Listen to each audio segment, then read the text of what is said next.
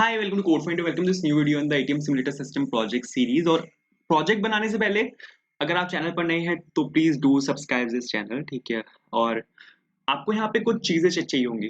Project बनाने से पहले आपको यहाँ पे 3 चीजें चाहिए होंगी अपने सिस्टम में। सबसे पहले आपको यहाँ पे डाउनलोड करना है जावा को। जावा का जेडीके 17 मैं अपने सिस्टम में यहाँ पे यूज कर रहा हूँ, तो आपको जेडीके 17 को यहाँ पे डाउनलोड कर लेना है। इसकी एक प्रॉपर वीडियो है, डेडिकेटेड वीडियो है इसके ऊपर।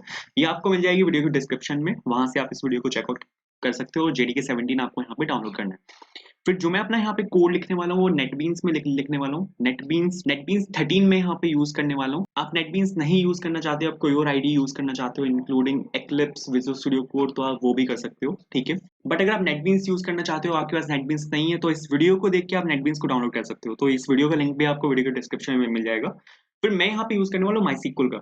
माईसीक्वल आपको यहाँ पे डाउनलोड करनी पड़ेगी अपने सिस्टम में। इसके ऊपर भी मेरी एक पूरी डेडिकेटेड वीडियो है, आप इस वीडियो को देख के माईसीक्वल को डाउनलोड कर सकते हो। इसका लिंक भी आपको वीडियो के डिस्क्रिप्शन में मिल जाएगा। तो ये 3 चीजें आपके सिस्टम में होनी चाहिए। जेडीके होना चाहिए, नेटबीन्स होना चाहिए, माईसीक्वल होना चाहिए। अगर ये तीनों चीजें आपके पास हैं अपने सिस्टम में, तो you are good to go to create this project. तो यहाँ पे मैं नेटबीन्स खोल रहा हूँ। मैंने यहाँ पे सपोज सर्च किया और मेरे पास यहाँ पे नेटबीन्स का IDE 13 है, वर्जन 13 में यहाँ पे यूज करने वाला हूँ। तो मैंने यहाँ पे वर्जन 13 इसका खोला एंड ये यहाँ पे खुलना स्टार्ट हो चुका है। ये एक डेस्कटॉप बेस्ड एप्लीकेशन होगी, जैसे कि मैं आपको पहले भी बता चुका हूँ। एंड हम यहाँ पे ड्रैग एंड ड्रॉप नहीं करेंगे। यहाँ पर जो प्रोजेक्ट होगा वो प्रॉपर कोडिंग के साथ होगा। एक एक कोड मैं आपको लिख के बताऊंगा कि यहाँ पे क्या हो रहा है, इस कोड का क्या यूज है और यहाँ पे हम कैसे कैसे कर रहे हैं।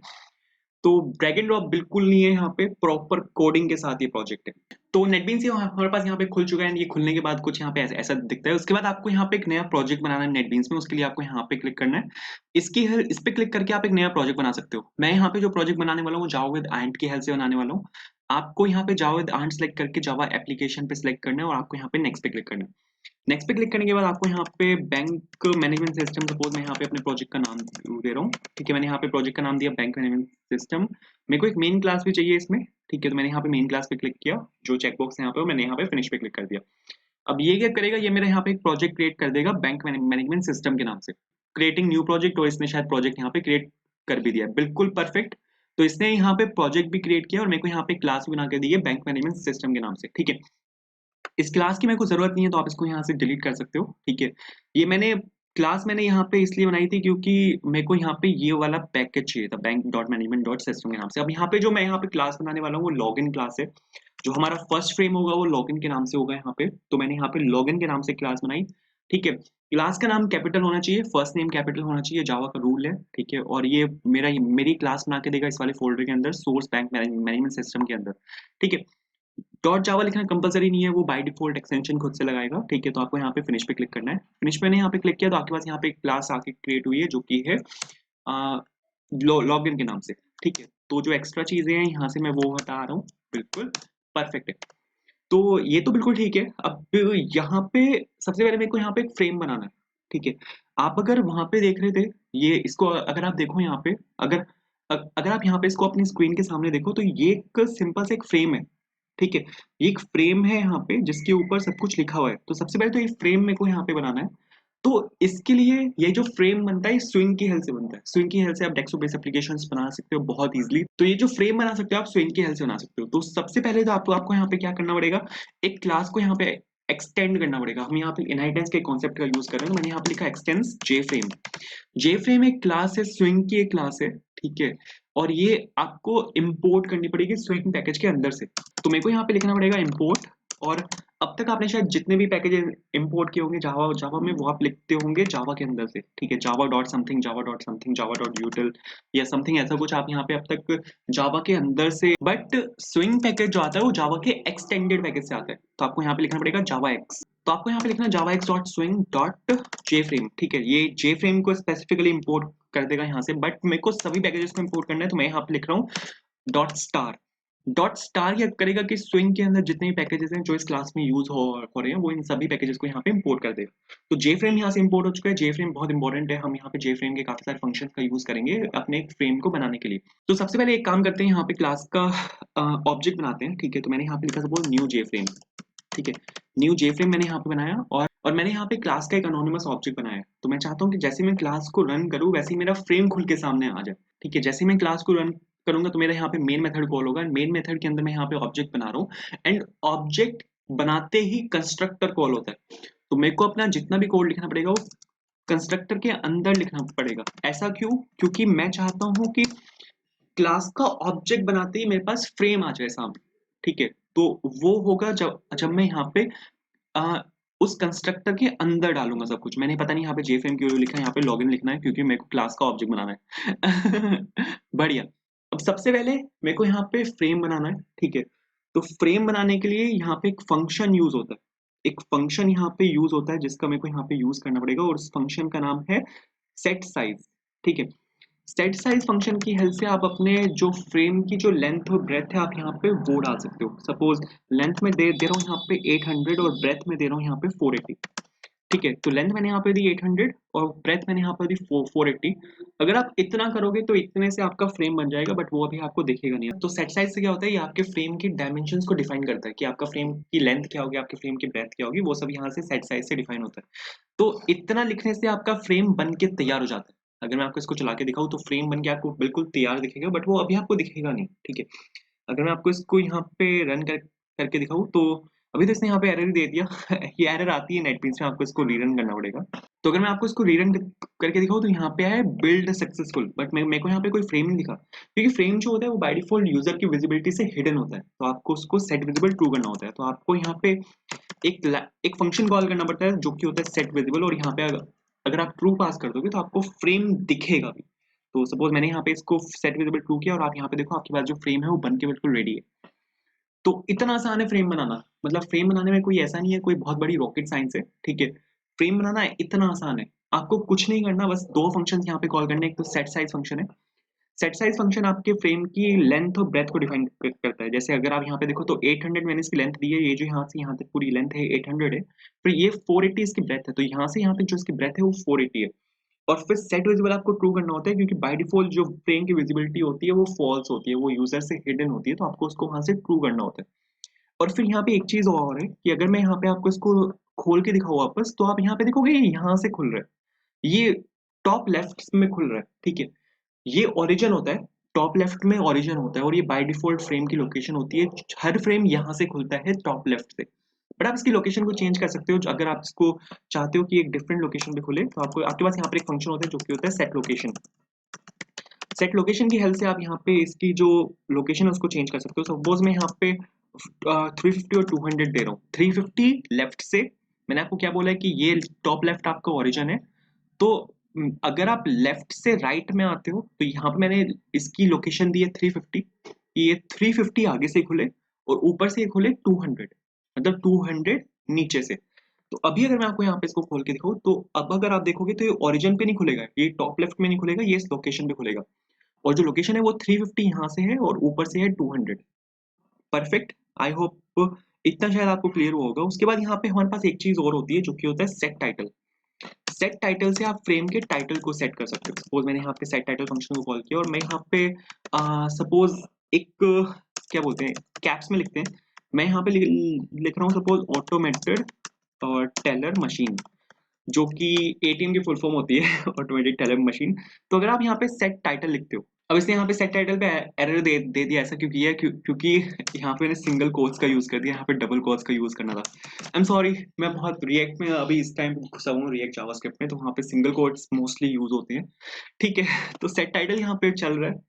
एंड अगर आप देखोगे तो फ्रेम का आपका जो टाइटल होगा उस पर लिखा है ऑटोमेटेड टेलर मशीन, जैसा कि आप यहाँ पे देख भी सकते हो।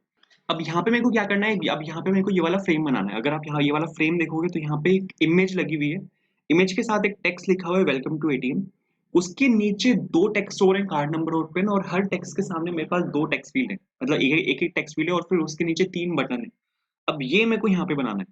सबसे पहले तो मेरे को यहाँ पे एक इमेज लगानी पड़ेगी। इमेजेस के लिए आपको इमेजेस चाहिए भी होंगे जो मैं यहाँ पे इस वीडियो में यूज करने वाला हूँ, तो उसके लिए आपको जाना है वीडियो डिस्क्रिप्शन में, वहां पर आपको गूगल ड्राइव का लिंक मिलेगा। उस गूगल ड्राइव लिंक के अंदर आपको एक फोल्डर मिलेगा आइकन्स के नाम से, उस आइकन फोल्डर के अंदर से आप अपने सारे आइकन्स को डाउनलोड कर सकते हो, ठीक है? पूरा फोल्डर ही डाउनलोड कर लेना, क्योंकि पूरा फोल्डर ही डाउनलोड कर लेना। अब फोल्डर कुछ ऐसा दिखेगा यहाँ पे, अगर आप फोल्डर मैंने पहले से कॉपी किया हुआ है, फोल्डर डाउनलोड होने के बाद आपको वहां पर आना है जहां पर आपका प्रोजेक्ट है। जैसे मेरा जो प्रोजेक्ट बन रहा है वो डॉक्यूमेंट्स के अंदर नेटबीन्स प्रोजेक्ट्स के अंदर बन रहा है, तो मैं यहाँ पे गया बैंक मैनेजमेंट सिस्टम के नाम से, क्योंकि इसी नाम से मेरा वो प्रोजेक्ट है।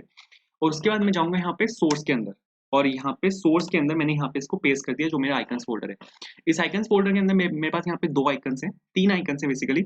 एक आइकन की जरूरत नहीं है, इसको डिलीट भी कर सकते हैं। मेरे को यहाँ पे सिर्फ 2 आइकन्स चाहिए, एटीएम और लोगो, ठीक है। एंड जैसे ही आप यहाँ पे आइकन्स फोल्डर को पेस्ट करोगे, आप यहाँ पे देखोगे कि आपके पास यहाँ पे एक आइकन्स के नाम से एक पैकेज क्रिएट होके आ जाएगा, ठीक है। हम जो क्लासेस बना रहे हैं वो इस वाले पैकेज में बना रहे हैं, bank.management.system के अंदर, बट यहाँ पे आइकन्स पैकेज मेरे पास यहाँ पे क्रिएट होके आया है जिसके अंदर सभी आइकन्स हैं मेरे पास। तो परफेक्ट है। अब यहाँ पे मेरे को क्या करना है, इस इमेज को लगाना है। इमेज को लगाना है मेरे को यहाँ पे इस फ्रेम के ऊपर। तो इमेज को लगाने के लिए हमारे पास यहाँ पर एक क्लास यूज होती है जो कि होता है इमेज आइकन। हमें यहाँ पे इमेज आइकन क्लास का ऑब्जेक्ट बनाना होता है। मैंने यहाँ पे इमेज आइकन लिखा, इमेज आइकन, और सपोज i1 लेते हैं ऑब्जेक्ट का नाम, और यहाँ पे आपको उस ऑब्जेक्ट को बनाना पड़ेगा। तो मैंने यहाँ पे लिखा image icon i1 is equals to new image icon, ठीक है। परफेक्ट। अब यहाँ पे आपको वो इमेज उठानी है। इमेज कहाँ से आएगी, इमेज आपके सिस्टम के अंदर से आएगी। तो उसके लिए हमारे पास यहाँ पर एक क्लास होती है, क्लास लोडर के नाम से, और इसके अंदर एक स्टैटिक मेथड होता है जो कि होता है गेट सिस्टम रिसोर्स, ठीक है।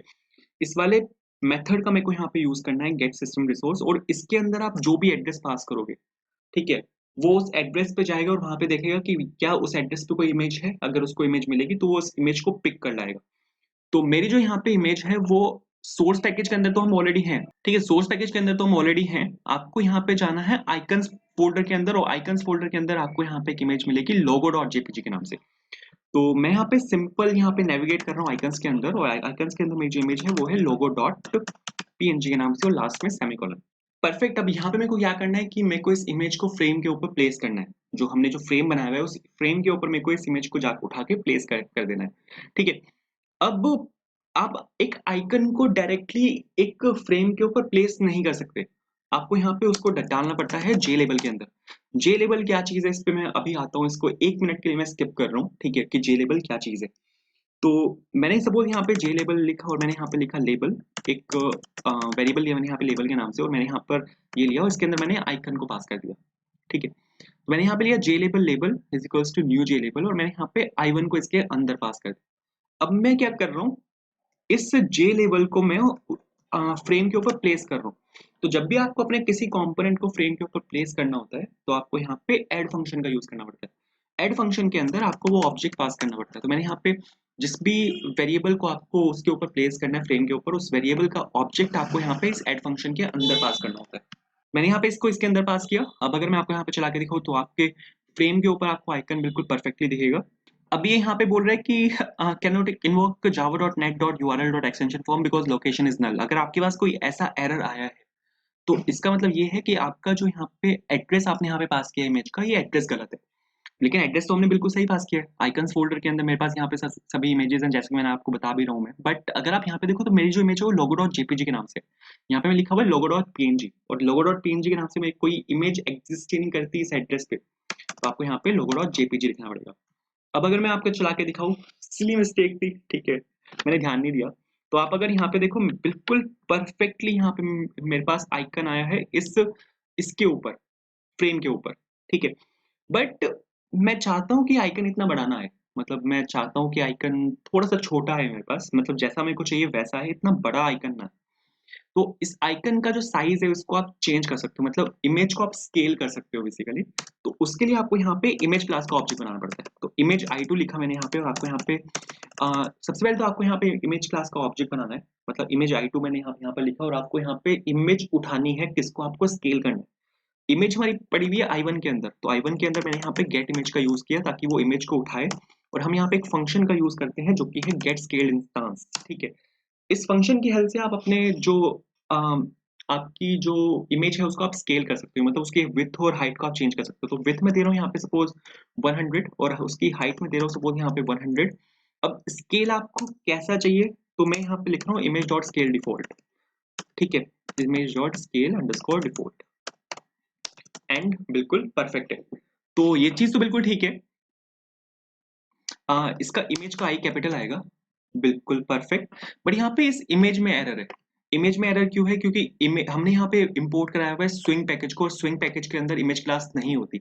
इमेज क्लास हमारी होती है AWD पैकेज के अंदर। तो आपको यहाँ पे java.awd को इंपोर्ट कराना पड़ेगा। मैंने यहाँ पे AWD पैकेज को मैंने यहाँ पे इंपोर्ट कराया, एंड इंपोर्ट कराते आप यहाँ पे देखोगे जो एरर है वो जा चुका है। ठीक है, अब यहाँ पे मेरे को क्या करना है कि पहले हम क्या कर रहे थे, इमेज आइकन को मैंने यहाँ पे जे लेबल के अंदर डलवाया था। जैसे कि मैंने आपको बताया था, आप एक आइकन को सीधा फ्रेम के ऊपर प्लेस नहीं कर सकते, आपको उसको एक उसके अंदर जे लेबल के अंदर डलवाना होता है। बट यहाँ पे एक प्रॉब्लम ये है कि इमेज आइकन को आप जे लेबल के अंदर डलवा सकते हो, बट इमेज को आप जे लेबल के अंदर नहीं डलवा सकते। अगर मैं यहाँ पे I2 लिखने की कोशिश करता हूँ तो ये यहाँ पे मेरे को एरर देगा। आप यहाँ पे देखो, इसने यहाँ पे मेरे को एरर देते हैं।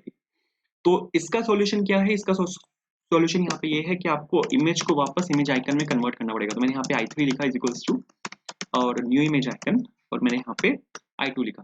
तो यहाँ पे मैंने क्या किया, इमेज आइकन क्लास का एक ऑब्जेक्ट बनाया और उसके अंदर मैंने I2 को पास कर दिया इसके कंस्ट्रक्टर में। तो यहाँ पे क्या हुआ, इमेज वापस चेंज कर दी मैंने इमेज आइकन के अंदर। अब यहाँ पे I2 की जगह अगर मैं यहाँ पे I3 पास करता हूँ तो अब बिल्कुल परफेक्ट चलेगा। एंड अगर मैं चला के दिखाऊँ आपको तो अब इमेज जो है वो स्केल हो चुकी है। आप यहाँ पे देखो, इमेज यहाँ पे अब छोटी हो चुकी है। बट इमेज मेरे को यहाँ पे नहीं चाहिए, इमेज मेरे को यहाँ पे कहीं पे चाहिए। ठीक है, इमेज यहाँ पे नहीं चाहिए मेरे को, इमेज मेरे को यहाँ पे चाहिए। तो जो अब लोकेशन है मेरे को इमेज की फ्रेम के ऊपर, जो इमेज की लोकेशन है मेरे को यहाँ पे उसको चेंज करना है। तो उसके लिए आप यहाँ पे एक फंक्शन यूज कर सकते हो जो कि होता है सेट बाउंड फंक्शन। किसको चेंज करना है आपको, किसकी लोकेशन को चेंज करना है? लेबल की लोकेशन को चेंज करना है। तो लेबल की हेल्प से मैंने यहाँ पे सेट बाउंड फंक्शन को कॉल कर दिया। और सेट बाउंड फंक्शन आपका 4 आर्ग्यूमेंट लेता है। पहला आर्ग्यूमेंट होता है आपका distance from left hand side, मतलब यहाँ से कितना डिस्टेंस होगा। बट अभी यहाँ पे मैं इसको फ्रेम के ऊपर सेट कर रहा हूँ, तो फ्रेम के जहां से फ्रेम स्टार्ट हो रहा है वहां से कितना डिस्टेंस होगा। तो वहां से सपोज डिस्टेंस ले रहा हूँ मैं 70, और फ्रेम के ऊपर से कितना डिस्टेंस होगा, वहां से सपोज मैं ले रहा हूँ उसको 10। ठीक है, और अब यहाँ पे आपको पास करना होता है इमेज की जो आपका कंपोनेंट है, जिसको आप प्लेस कर रहे हो, जिसको आप लोकेशन चेंज कर रहे हो, उसकी हाइट और विड्थ। तो हाइट में ले रहा हूँ सपोज, विड्थ में ले रहा हूँ सपोज 100, और हाइट में ले रहा हूँ सपोज 100, क्योंकि वही हमने यहाँ पे पास किया। परफेक्ट। तो अगर अब मैं आपको चला के दिखाऊं तो ये बिल्कुल परफेक्ट चलेगा, बट यहाँ पे एक प्रॉब्लम आएगी। अरे ये एरर क्यों आती है? यहाँ पे अगर मैं आपको चला के दिखाऊं तो ये अब भी सेंटर में आ रहा है, ये लेफ्ट हैंड साइड शिफ्ट नहीं हुआ। तो यहाँ पे क्या होता है, यहाँ पे हमारे पास लेआउट्स होते हैं बाय डिफॉल्ट। यहाँ पे हमारे पास कुछ लेआउट्स होते हैं, मतलब आप इन कंपोनेंट्स को इस फ्रेम के ऊपर कैसे प्लेस कर सकते हो, उसके लिए सर्टेन लेआउट्स होते हैं। वो हम देखेंगे आगे जाकर, वो हम देखेंगे आगे जाकर क्या होते हैं। बट अभी फॉर स्टार्टर्स मैं आपको ये बता दूं कि हमारे पास यहाँ पे फ्लो लेआउट होता है, ग्रिड लेआउट होता है, ग्रिड बैग लेआउट होता है, बॉर्डर लेआउट होता है। ठीक है, बाय डिफॉल्ट जो होता है बॉर्डर लेआउट होता है। बॉर्डर लेआउट में जो प्रॉपर्टी होती है वो सेंटर होती है। तो अगर आप कोई भी कंपोनेंट सपोज प्लेस करते हो तो वो सेंटर अलाइन हो जाता है।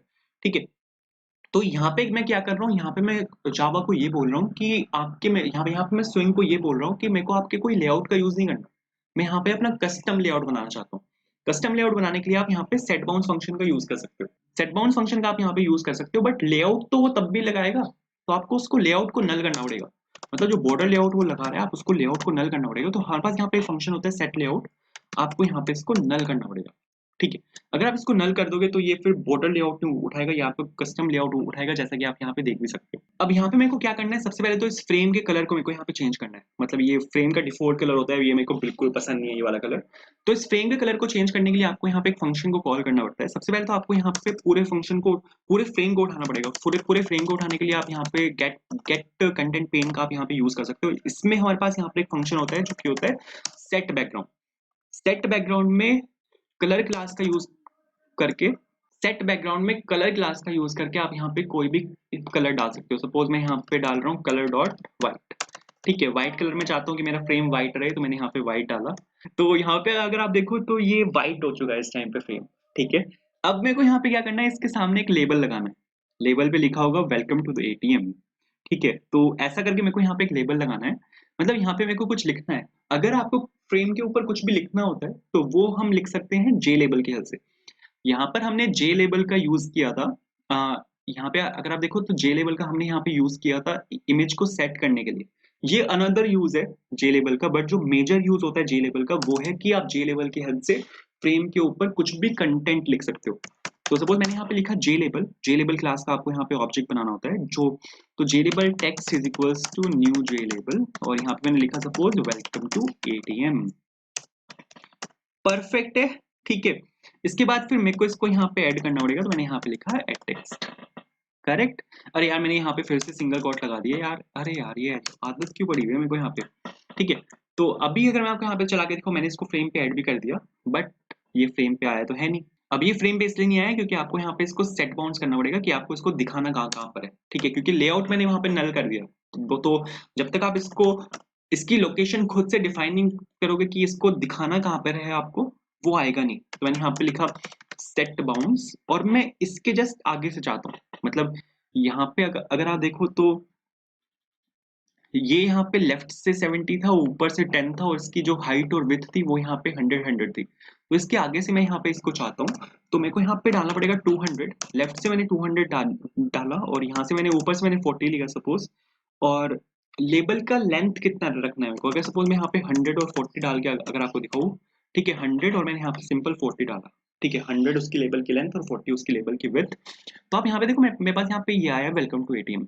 अब इसके फॉन्ट को मेरे को यहाँ पे चेंज करना पड़ेगा। वेलकम टू एटीएम मेरे पास यहाँ पे बिल्कुल परफेक्ट ही है, बट इसका जो साइज है और जो इसका फॉन्ट है उसको मेरे को यहाँ पे चेंज करना पड़ेगा। तो उसके लिए, तो फॉन्ट को चेंज करने के लिए आप यहाँ पे एक फंक्शन का यूज कर सकते हो। टेक्स्ट पे मैंने यहाँ पे एक फंक्शन का यूज किया जो कि है सेट फॉन्ट, और इसके अंदर आपको एक न्यू फॉन्ट क्लास का एक ऑब्जेक्ट बनाना पड़ता है, ठीक है। और फॉन्ट में ले रहा हूँ सपोज ऑसवर्ड, अच्छा फॉन्ट है काफी, ठीक है।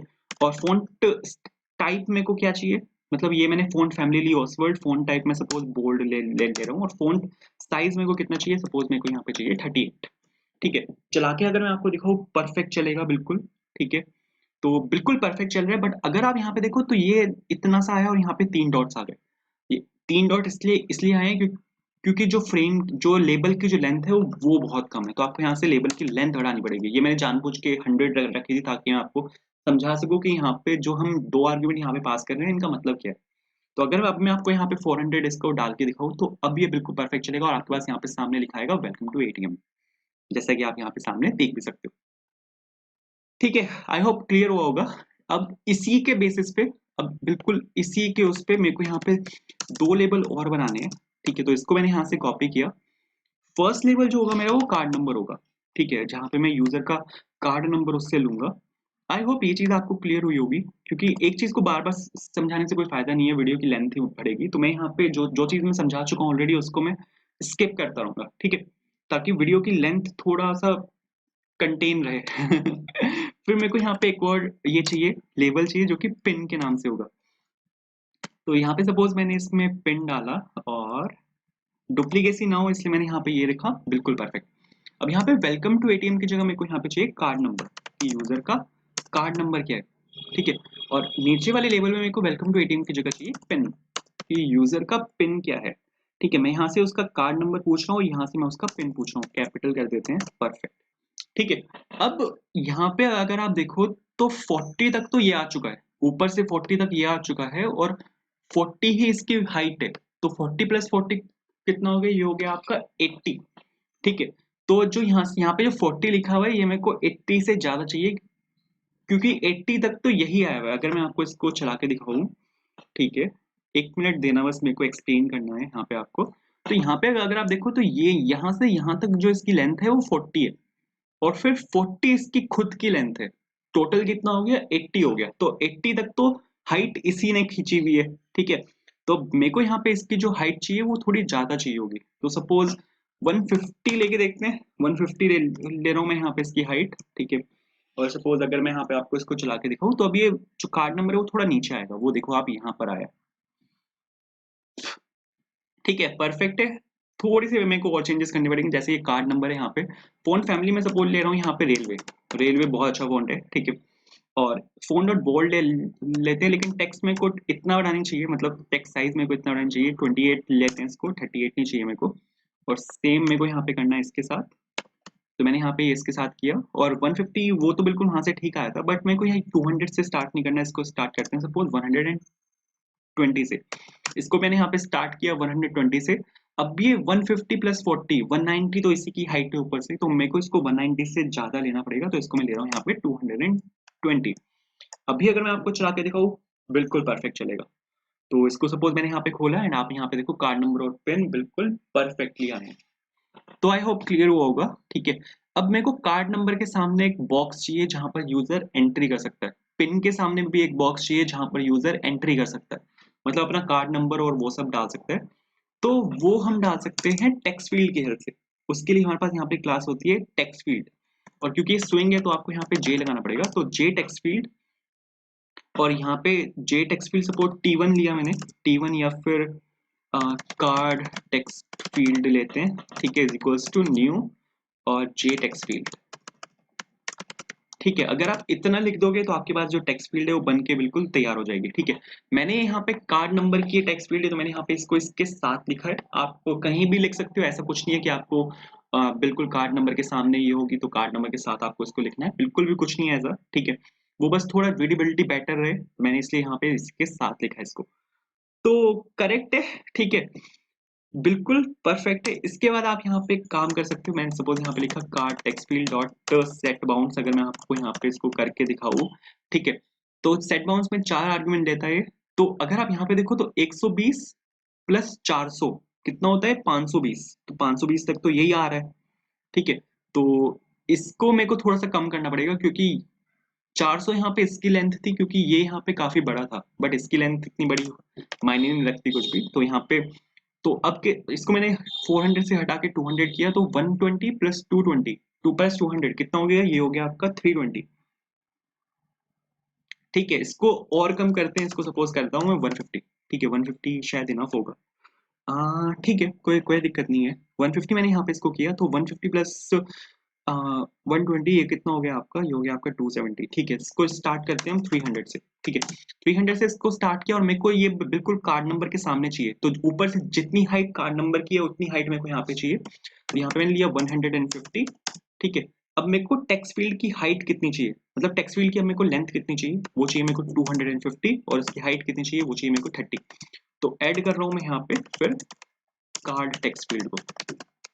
तो आई होप क्लियर हुआ होगा। एंड अगर मैं आपको यहाँ पे इसको चला के दिखाऊँ, बिल्कुल परफेक्ट चलेगा, ये कार्ड नंबर के सामने हमारे पास यहाँ पे टेक्स्ट फील्ड आएगी, जैसा कि आप यहाँ पे देख भी सकते हो। ठीक है, बट जो टेक्स्ट फील्ड आई है वो आ, थोड़ी सी ऊपर आई है उससे, ऐसा क्यों हुआ है, ऐसा इसलिए हुआ है क्योंकि इसका जो ये हाइट है मेरे को यहाँ पे इसको चेंज करना पड़ेगा, ये और ये हाइट आपकी इक्वल होनी चाहिए। ठीक है, तो वो बिल्कुल बेटर आएगा। तो परफेक्ट है ये तो, और बिल्कुल सेम मेरे को यहाँ पे इसके साथ करना है, तो इसको मैंने यहाँ पे, अरे ये क्या हुआ, ऊपर जाना पड़ेगा। ठीक है, तो यहाँ पे इस टेक्स्ट फील्ड को मैंने यहाँ से कॉपी किया और टेक्स्ट फील्ड में यहाँ पे इसको मैंने पेस्ट किया। ठीक है, और ये कार्ड टेक्स्ट फील्ड नहीं है, ये हमारे पास यहाँ पे पिन टेक्स्ट फील्ड है, तो मेरे को यहाँ पे डुप्लीकेसी रोकने के लिए, ऑब्जेक्ट डिक्लेरेशन की डुप्लीकेसी को रोकने के लिए मेरे को यहाँ पे कार्ड को पिन में चेंज करना पड़ेगा। आई होप क्लियर हो रहा होगा, इतना ज्यादा मुश्किल नहीं है, जैसे कि आप यहाँ पे देख भी सकते हो। तो ये 300 लिया मैंने यहाँ पे, और ये आपका जो पिन है वो 220 है ऊपर से, तो मैं यहाँ पे ले रहा हूँ सपोज 220। अरे परफेक्ट,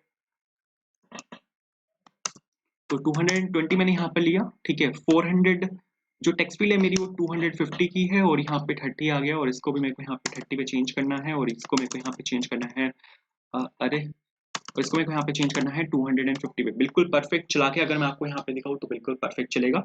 अब कार्ड के सामने भी टेक्स्ट फील्ड आएगी और पिन के सामने भी टेक्स्ट फील्ड आएगी, जैसे कि आप यहाँ पे देख भी सकते हो। तो आई होप क्लियर हुआ होगा, इतना मुश्किल नहीं है फ्रेम बनाना, जैसे कि आप यहाँ पे देख भी सकते हो। ठीक है, और कोड से बनाना तो बिल्कुल मुश्किल नहीं है, जिनको ड्रैग एंड ड्रॉप की आदत है उनको मैं कुछ कह नहीं सकता, बट अब यहाँ पे अगर आप देखो तो मेरे पास यहाँ पे 3 बटन हैं। ठीक है, ये फ्रेम अगर आप देखो रेडीमेड, तो हम यहाँ पे अब तक ऊपर का पार्ट बना चुके हैं, मेरे को यहाँ पे 3 बटन बनाने हैं। तो बटन आप बना सकते हो, बटन बनाने के लिए हमारे पास यहाँ पे बटन क्लास होती है, तो जे बटन, तो जे बटन लॉगिन, सपोज मैंने यहाँ पे लिखा लॉगिन इक्वल्स टू न्यू और जे बटन, क्योंकि लॉगिन बटन होगा ये, मैंने यहाँ पे लॉगिन के नाम से ये जे बटन बनाया, और बटन का सपोज यहाँ पे जो टेक्स्ट होगा वो होगा साइन इन। उसके बाद आप यहाँ पे जो बटन बटन का जो सेट बाउंड है आप वो चेक कर सकते हो, मतलब कहाँ पे आपको बटन चाहिए, तो मैं यहाँ पे सेट बाउंड्स लगा रहा हूँ, और 300 दे रहा हूँ सपोज मैं, लेफ्ट से 300 और ऊपर से भी सपोज 300, क्योंकि आप अगर यहाँ पे देखो तो 220 और 30 है, 250 तक जाएगा, बीच में 50 का गैप बहुत है, तो मैंने यहाँ पे 300 लिया, और इसकी लेंथ कितनी चाहिए मेरे को, 100 और 30। ठीक है, तो इतने से हो जाएगा परफेक्ट। अब इसको आपको ऐड कर देना, ऐड किया मैंने यहाँ पे लॉगिन को। तो अगर हम आपको मैं यहाँ पे चला के दिखाऊँ इसको तो बिल्कुल परफेक्ट चलेगा। आपको आपके पास अब यहाँ पे एक बटन भी आएगा, जैसे कि आप यहाँ पे देख भी सकते हो, आपके पास यहाँ पर एक बटन आया।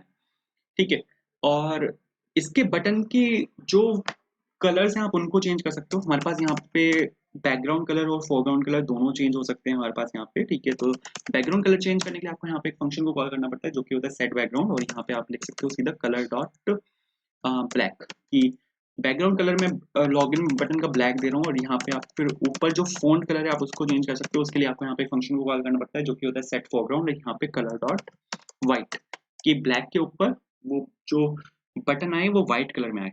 ठीक है, फिर से चलाना पड़ेगा। परफेक्ट। तो यहाँ पे अगर आप देखो तो साइन इन बटन मेरा बिल्कुल परफेक्ट आया है। ठीक है, इसके बाद आप यहाँ पे एक काम कर सकते हो कि इसको कॉपी कर सकते हो और यहाँ पे पेस्ट कर सकते हो। ठीक है, क्योंकि बिल्कुल सेम ही है। सेकंड जो मेरा बटन होगा वो क्लियर के नाम से होगा, तो यहाँ पे मैं टेक्स्ट चेंज कर रहा हूँ इसका क्लियर के नाम से, बाकी सब तो बिल्कुल सेम रहेगा। ठीक है, सेट बाउंड्स में मेरे को थोड़ी सी वैल्यूज को चेंज करना पड़ेगा, बैकग्राउंड कलर और फोरग्राउंड कलर बिल्कुल चेंज रहेगा, और मेरे को यहाँ पे इसको फ्रेम के ऊपर ऐड भी करना है।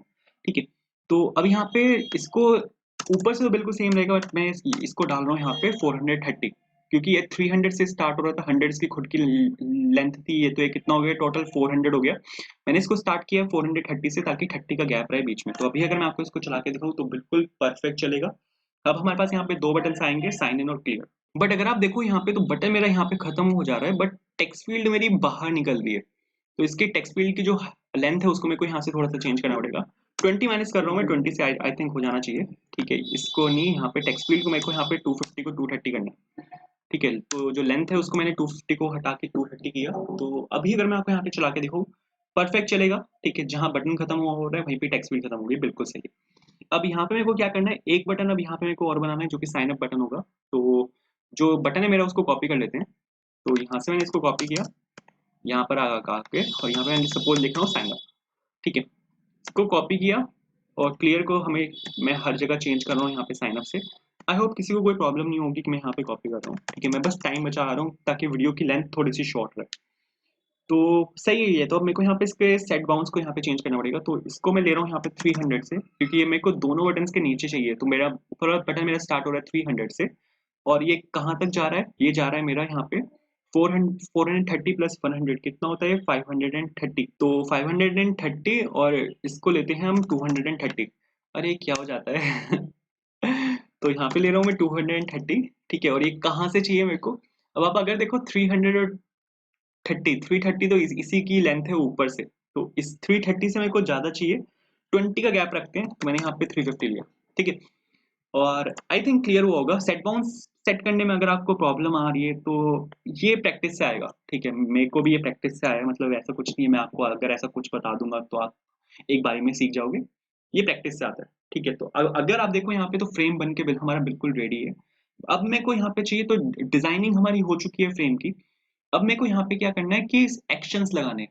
अगर सपोज बंदे ने यहाँ पे कुछ भी यहाँ पे फिल किया, कार्ड नंबर में कुछ भी फिल किया, यहाँ पे टेक्स्ट में कुछ भी फिल किया, पिन में, तो मेरे को वो उठाना है यहाँ से, और मेरे को उस बटन के क्लिक पे उसकी वैल्यू के साथ कुछ करना है। जैसे मेरे को यहाँ पे अगर यहाँ पे सपोज बंदे ने साइन इन बटन पे क्लिक किया, क्लियर बटन पे क्लिक किया, साइन अप बटन पे क्लिक किया, तो कुछ एक्शन परफॉर्म होना चाहिए।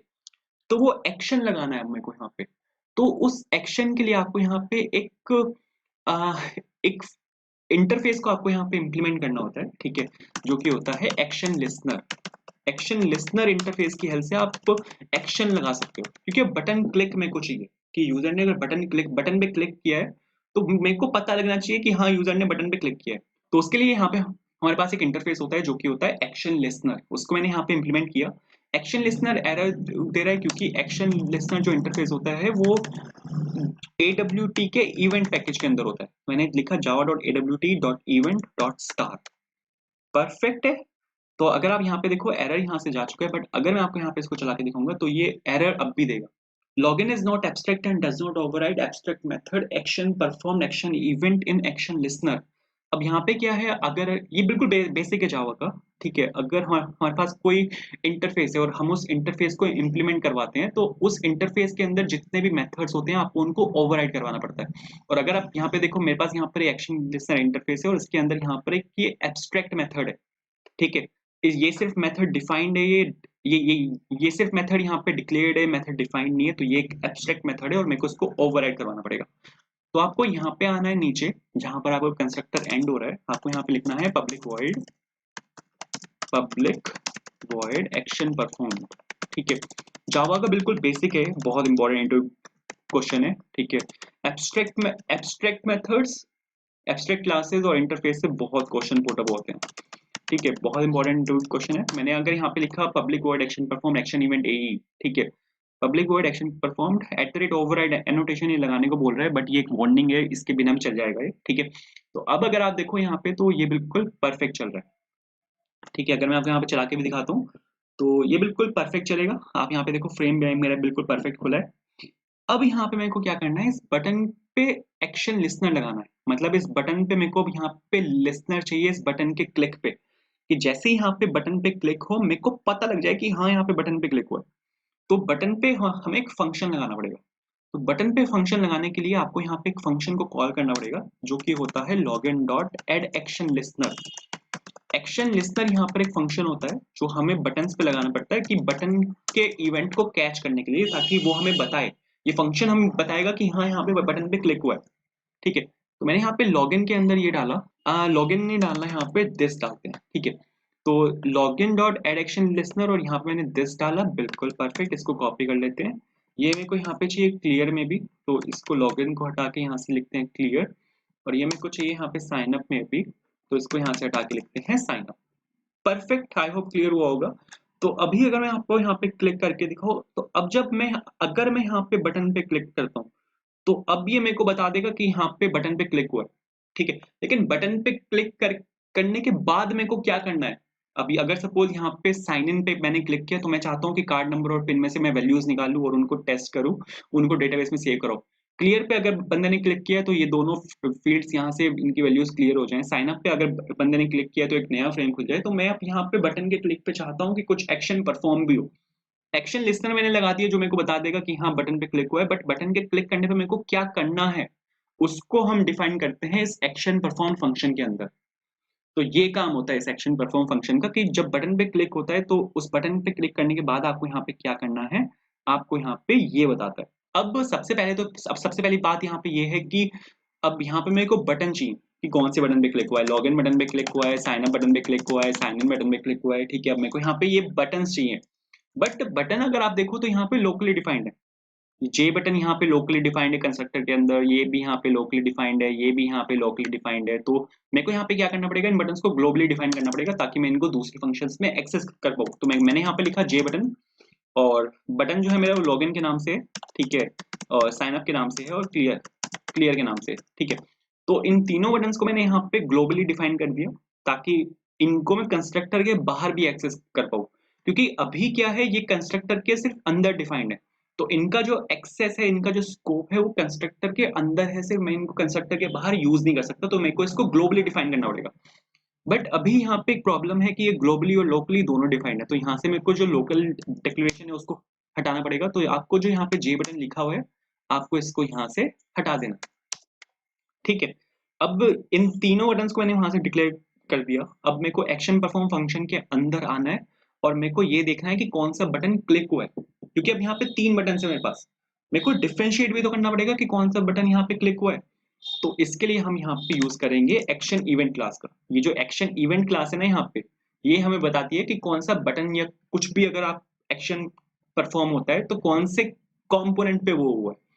तो यहाँ पे आप एक इस AE का यूज कर सकते हो। AE यहाँ पे इस एक्शन इवेंट क्लास का ऑब्जेक्ट है, और इसमें हमारे पास एक फंक्शन होता है जो कि होता है गेट सोर्स, कि क्या सोर्स है उसका, जो बटन जो बटन क्लिक हुआ है, कौन सा बटन क्लिक हुआ है, सोर्स क्या है, ठीक है। तो अगर वो बटन आपका यहाँ पे इक्वल है, किसके इक्वल है, सपोज क्लियर के इक्वल है, तो आपको यहाँ पे कुछ एक्शन परफॉर्म करना है। बट अगर सपोज एल्स इफ अगर सपोज ये बटन कॉल ही नहीं हुआ, ठीक है, ये बटन कॉल ही नहीं हुआ और जो बटन कॉल हुआ है वो आपका लॉगिन बटन है, तो आपको क्या करना है वो आप यहाँ पे डिफाइन कर सकते हो। एल्स इफ लॉगिन बटन भी क्लियर नहीं हुआ, लॉगिन बटन भी आपका कॉल नहीं हुआ, जो बटन आपका यहाँ पे कॉल हुआ है वो आपका सपोज साइन अप बटन है, तो उस टाइम पे आपको यहाँ पे क्या करना है, तो मैंने यहाँ पे लिखा था वो साइन अप, ठीक है। तो अब आप यहाँ पे इसके अंदर वो काम कर सकते हो। तो आई होप क्लियर हुआ होगा, ठीक है। एंड मैं चाहता हूँ सपोज कि अगर क्लियर बटन यहाँ पे क्लिक हुआ है, अगर मैं आपको इसको चला के दिखाऊँ यहाँ पे, और मेरे पास यहाँ पे क्लियर बटन है, तो अगर मैं चाहता हूँ कि क्लियर बटन यहाँ पे क्लिक हुआ है तो इसके अंदर और इसके अंदर यहाँ पे जो भी लिखा हुआ है वो सब क्लियर हो जाए, मतलब वो सब एम्प्टी हो जाए, टेक्स्ट फील्ड यहाँ पे एम्प्टी हो जाए। मैं बेसिकली यहाँ पे ये चाहता हूँ। तो मेरे को यहाँ पे टेक्स्ट फील्ड को एम्प्टी करने के लिए टेक्स्ट फील्ड का भी एक्सेस चाहिए होगा यहाँ पे, ठीक है, इस वाले फंक्शन के अंदर। बट अगर आप यहाँ पे देखो तो टेक्स्ट फील्ड भी जो है वो लोकली डिफाइंड है। ये जो टेक्स्ट फील्ड है यहाँ पे लोकली डिफाइंड है, तो आपको यहाँ पे क्या करना पड़ेगा, इसको भी ग्लोबली डिफाइन करना पड़ेगा। तो मैंने यहाँ पे उसको कॉपी किया था और मैंने यहाँ पे इसको पेस्ट किया, और यहाँ पे है मेरे पास पिन टेक्स्ट फील्ड। ठीक है, दो टेक्स्ट फील्ड है मेरे पास, दोनों मैंने यहाँ पे ग्लोबली डिफाइन कर दी, लेकिन इनकी लोकल डेक्लेरेशन भी है, तो आपको लोकल डेक्लेरेशन इन दोनों की यहाँ से हटानी पड़ेगी। तो इन दोनों को मैंने यहाँ से लोकल डेक्लेरेशन इनकी हटाई। ठीक है, अब मेरे को यहाँ पे क्या करना पड़ेगा कि इन दोनों टेक्स्ट फील्ड्स को मेरे को यहाँ से कॉल करना पड़ेगा। ठीक है, तो मैंने यहाँ पे लिखा सपोज कार्ड और text field perfect, card text field और डॉट सेट टेक्स्ट। अगर आप मैन्युअली कुछ टेक्स्ट फील्ड में वैल्यू को सेट करना चाहते हो तो आप यहाँ पे सेट टेक्स्ट फंक्शन का यूज कर सकते हो। जैसे सपोज मैं मैन्युअली चाहता हूँ कि क्लियर बटन के क्लिक पे मैं यहाँ पे उस टेक्स्ट फील्ड के अंदर कोड फॉर इंटरव्यू यहाँ पे सेट करना चाहता हूँ। मैंने यहाँ पे सेट टेक्स्ट के अंदर मैंने यहाँ पे कोड फॉर इंटरव्यू लिखा।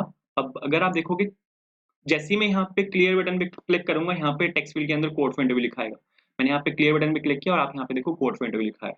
ठीक है, बट अगर आप यहाँ पे इसको एम्प्टी छोड़ देते हो, मैंने यहाँ पे सपोज इसको एम्प्टी छोड़ा, तो अब क्या होगा कि इस टेक्स्ट फील्ड के अंदर ये जो यहाँ पे टेक्स्ट फील्ड है वो एम्प्टी हो जाएगी उस क्लियर बटन के क्लिक पे, और सेम मेरे को करना है यहाँ पे पिन बटन के क्लिक पे।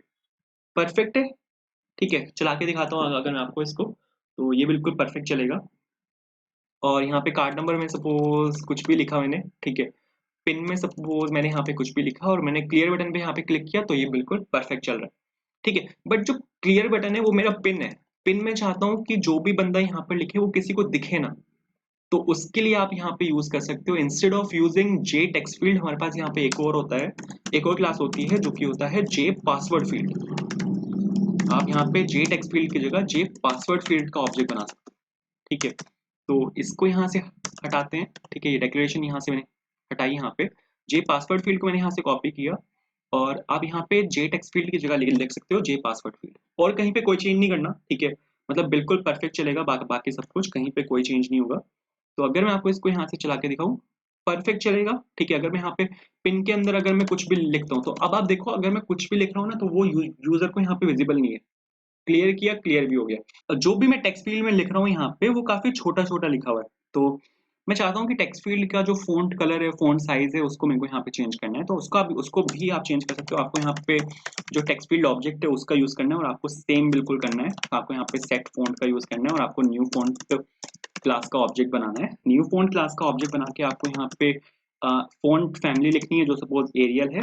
उससे पहले अगर आप वीडियो देख रहे हो यहाँ तक अगर आपको, तो thank you so much, and video को लाइक जरूर करना यार। ठीक है, क्योंकि बहुत मेहनत लगती है। एंड अगर आप चैनल पर नए हो, सब्सक्राइब जरूर करना। अगर आपको कोई भी प्रॉब्लम है कमेंट जरूर करना। ठीक है, I will try to help. अगर आप कहीं पे फंसते हो तो मैं हेल्प करने की कोशिश करूंगा।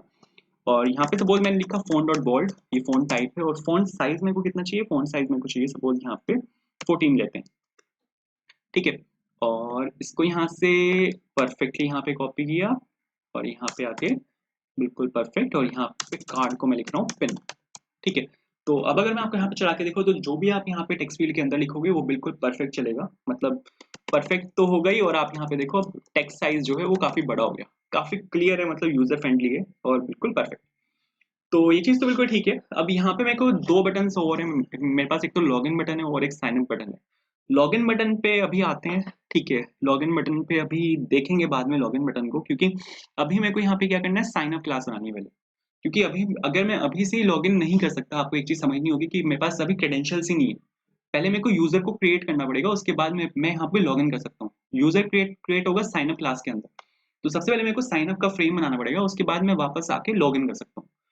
तो इसको देखते हैं नेक्स्ट वीडियो में। ठीक है, यहाँ पे नेक्स्ट वीडियो में हम साइन अप क्लास बनाएंगे, और उसके बाद फिर हम वापस आएंगे यहाँ पे इस वीडियो इस वाली क्लास में, और हम फिर वहाँ पे लॉगिन करेंगे। तो अगर आपको वीडियो पसंद आई हो यार, तो लाइक जरूर करना। अगर आप चैनल पर नए हो, सब्सक्राइब करना। आप कहीं भी फंसे हो कमेंट जरूर करना। ठीक है, आप हमें फॉलो कर सकते हैं टेलीग्राम और इंस्टाग्राम पे, वहाँ पर आपको सर्च करना है code for interview. And thank you so much for watching this video. Have a good day and see you in the next video. Bye.